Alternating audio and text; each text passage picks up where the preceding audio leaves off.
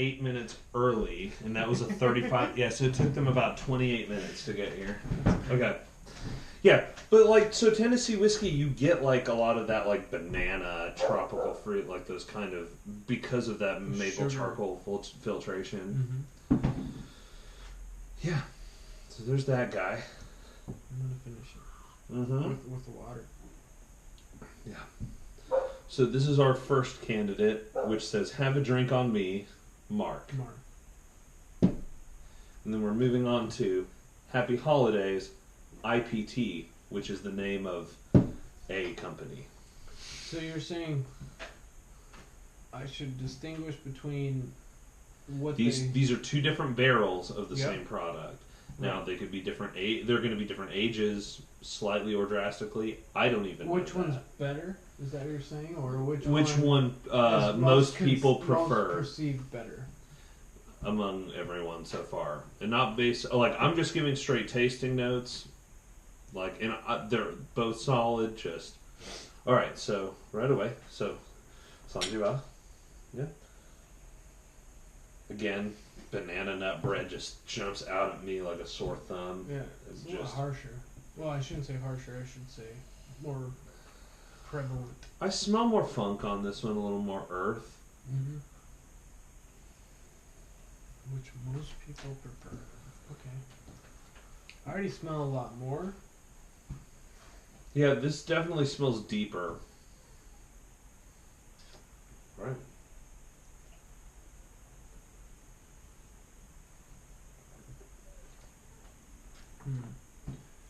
It has a characteristic that I don't like as much as the first one. It's more, dare I say, what's the word? Talk to me, Goose. More Captain Morgan like. It like doesn't. So flat, sweetness, spicy. Right. It's more of a. It's a lot sweeter. Maybe I don't like that. Maybe some people would like that more though. Yeah, you're also talking about your particular taste versus the taste of, I'm talking about like 5 or 8 people. Like, and you know, until all this is done, I won't say whether I agree with them or not either. Okay. But what's interesting is we're tasting 2 different people's palates. Yeah, exactly. Not only that, but probably the collect of all of the people that they got to taste it with. Now I'm going to throw a fun twist your way before we do this final taste. Okay. You ready? Yep. One of these 2 people, the man or the woman, one of them has lost their sense of taste. Really? Completely. So they're going by the burn. Almost. They are going by the way things feel, is what they say. Yeah. So one of these 2 people does not have the sense of taste. Now again, I'm not saying that theirs isn't the one everyone picked, or it is, and I'm not saying it's a man or a woman, but just to throw a fun little throwaway in there is that one of these people does not have the sense of taste anymore. Okay. Cheers, Nick. All right.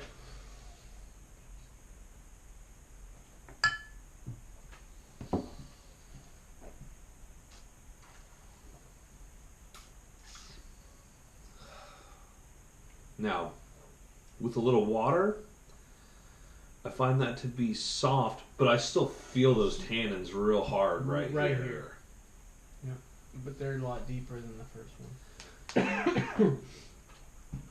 Wow. But before you pick one, that's a lot different. Before you pick one, what do you have to say about each one? You think, like, what do you think the characteristics are of each one? I'll start with the one we just tasted. Okay.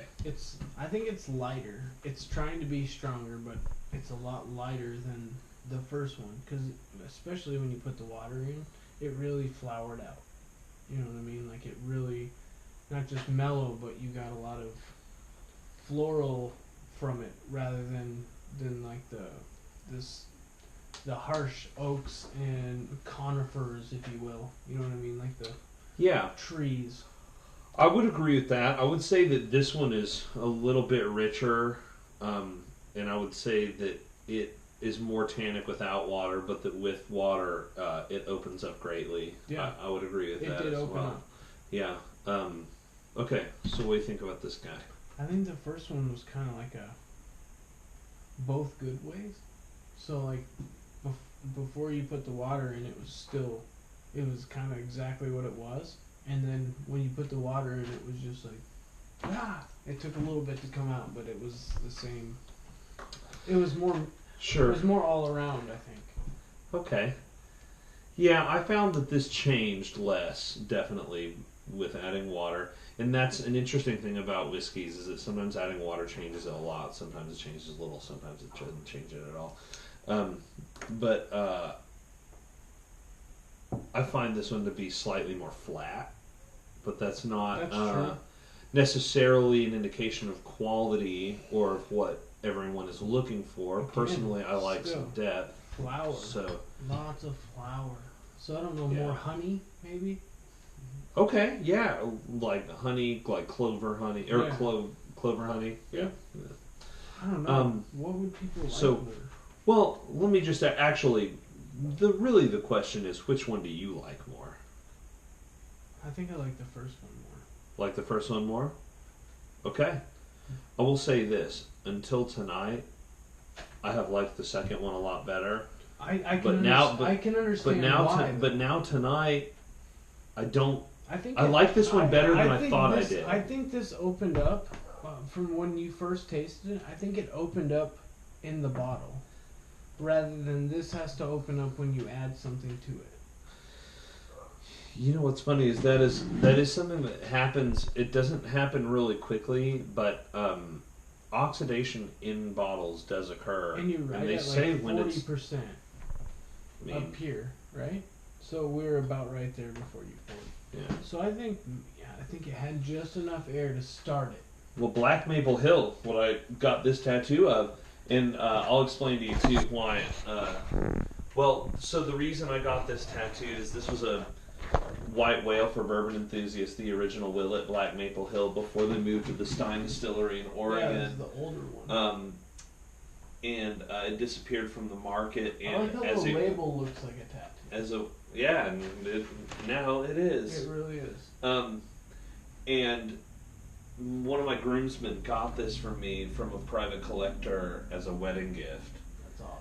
And so it has some personal meaning to me as well. Also, this was being produced by Kentucky Bourbon Distillers, i.e. Willet, i.e. the last distillery we went to before I proposed, because I proposed in bourbon country.